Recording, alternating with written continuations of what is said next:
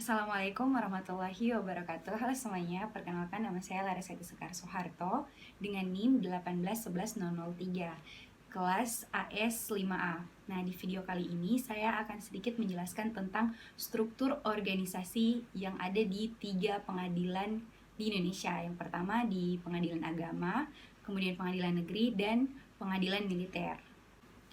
Jadi pada pengadilan agama itu struktur organisasinya terdiri dari ketua, wakil ketua, kemudian ada hakim. Nah, di bawah wakil ketua ada panitra dan sekretaris. Di bawah panitra sendiri ada wakil panitra. Kemudian ada juga yang namanya panitra muda. Nah, panitra muda ini terbagi atas 3. Ada panmut permohonan, panmut gugatan, dan panmut hukum. Dan di bawah wakil panitra itu ada panitra pengganti, dan kemudian ada juga jurusita dan jurusita pengganti. Nah, untuk bagian sekretaris di bawahnya itu ada Kasubag Perencanaan TI dan Pelaporan, kemudian ada Kasubag Kepegawaian, Organisasi, dan Tata Laksana, dan yang terakhir ada Kasubag Umum dan Keuangan. Kemudian di bawah masing-masing Kasubag itu ada stafnya. Untuk tugas dan fungsinya, Ketua Pengadilan Agama ini bertugas untuk memimpin pelaksanaan tugas di Pengadilan Agama dalam hal mengawasi, mengevaluasi, dan melaporkan pelaksanaan tugas sesuai dengan kebijakan perundang-undangan yang berlaku. Dan wakil ketua ini berfungsi sebagai orang yang mewakili ketua dalam hal merencanakan dan melaksanakan tugas di pengadilan agama, serta dia juga mengkoordinir dan melaporkan pengawasan pelaksanaan tugas ini kepada ketua pengadilan agama. Selanjutnya ada hakim. Nah, hakim ini tugasnya menerima dan meneliti berkas perkara yang masuk, dan dia juga bertanggung jawab atas berkas perkara yang diterima dan yang menjadi wewenangnya, baik itu pada saat penyelesaian sampai dengan minutasi. Hakim ini juga biasanya berkoordinasi dengan Ketua PA dalam menyusun program kerja jangka panjang maupun jangka pendek. Selanjutnya ada panitra. Nah, panitra ini tugasnya berkoordinasi dengan Ketua Pengadilan Agama untuk merencanakan pelaksanaan teknis di bidang administrasi. Selanjutnya, panitra muda. Nah, panitra muda ini terbagi atas 3. Yang pertama ada panmut permohonan, panmut gugatan, dan panmut hukum. Masing-masing dari panmut ini mempunyai tugas untuk mengkoordinasi dan menggerakkan seluruh aktivitas di bagiannya masing-masing. Kalau panmut permohonan dia mengkoordinasi di bagian permohonan, panmut gugatan dia mengkoordinasi di bagian gugatan, dan panmut hukum mengkoordinasi di bagian hukum. Dan mereka juga membuat konsep rumusan kebijakan dalam hal pengawasan atau dalam hal evaluasi, dan mereka juga membuat laporan pertanggungjawaban kepada panitra. Selanjutnya, panitra pengganti tugasnya mendampingi majelis hakim untuk ikut dalam sidang di pengadilan. Nah, mereka ini juga yang membuat berita acara, instrumen sidang, penetapan perkara, dan mereka juga yang menyerahkan perkara yang sudah selesai kepada panitra muda hukum, dan mereka juga bertanggung jawab kepada panitra. Selanjutnya ada jurusita dan jurusita pengganti. Mereka ini bertugas untuk mengkoordinasi seluruh aktivitas kejurusitaan dan bertanggung jawab kepada panitra. Selanjutnya, sekretaris yang tugasnya berkoordinasi dengan Ketua Pengadilan Agama untuk mengurus segala aktivitas di bidang administrasi umum dan administrasi lainnya. Sekretaris juga membuat konsep rumusan kebijakan di bidang kesekretariatan dan juga membuat program jangka panjang dan jangka pendek. Selanjutnya ada 3 kasubag di bawah sekretaris. Nah, yang tugasnya itu kalau Kasubag Perencanaan dan Pelaporan, dia menggerakkan atau mengkoordinir seluruh aktivitas dalam hal perencanaan TI dan pelaporan, dan membuat konsep rumusan kebijakan yang bertanggung jawab pada sekretaris. Dan untuk Kasubag Kepegawaian, Organisasi, dan Tata Laksana mempunyai tugas yang sama, yaitu mengkoordinir seluruh aktivitas yang berhubungan dengan kepegawaian, yang kemudian membuat kebijakan, rumusan kebijakan, dan bertanggung jawab kepada sekretaris. Dan yang terakhir ada Kasubag Umum dan Keuangan. Mereka juga mengkoordinir seluruh aktivitas pada bagian keuangan dan bagian umum, yang kemudian membuat konsep rumusan kebijakan juga dan bertanggung jawab kepada sekretaris. Nah, untuk pengadilan negeri, struktur organisasinya itu terdiri dari ketua, hakim, wakil ketua.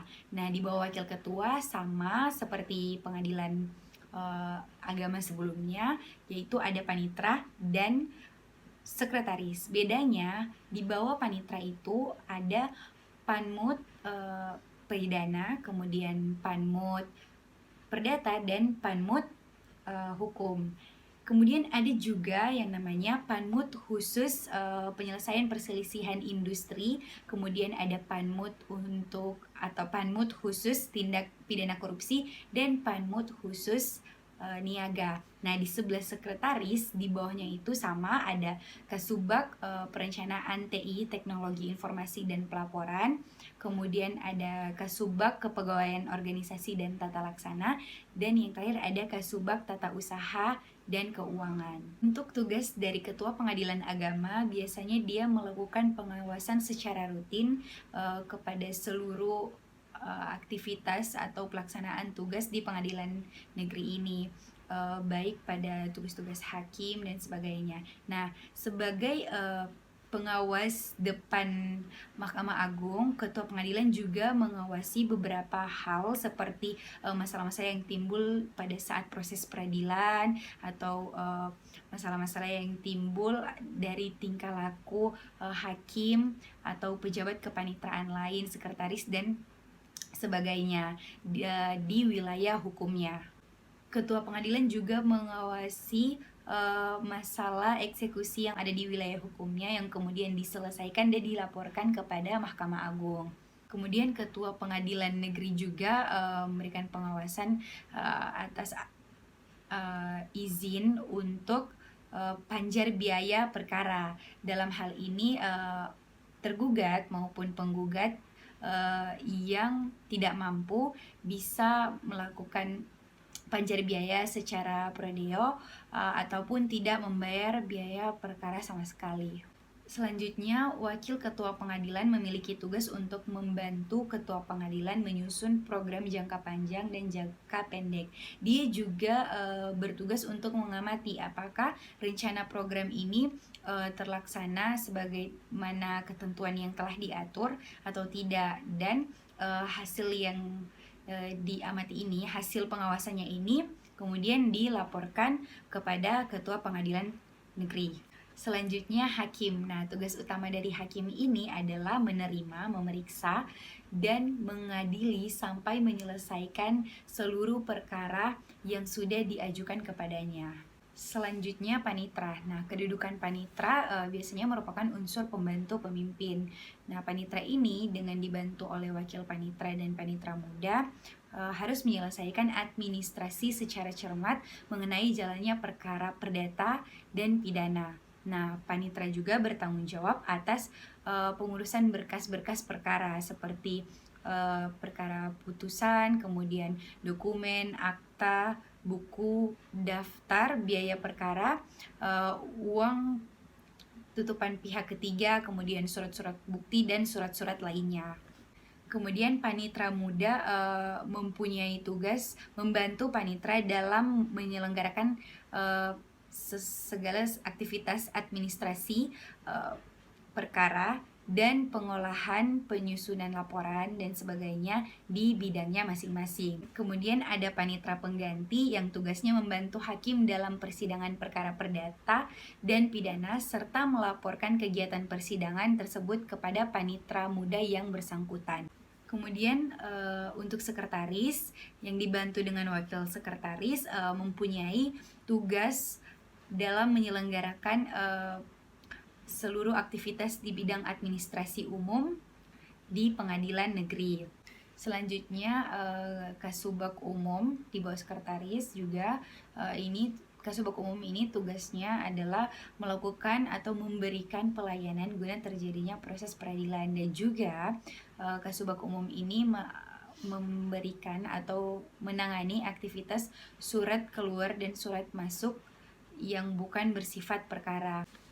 Kemudian Kasubag Keuangan biasanya menangani hal-hal yang berkaitan dengan keuangan, berkaitan dengan anggaran, pengeluaran dan sebagainya di luar perkara pengadilan. Dan yang terakhir ada Kasubag Kepegawaian yang menangani tentang keluar masuknya pegawai, menangani pensiunan pegawai, kenaikan pangkat pegawai, kemudian mutasi pegawai, tanda kehormatan pegawai, dan usulan seperti promosi jabatan dan lain-lain.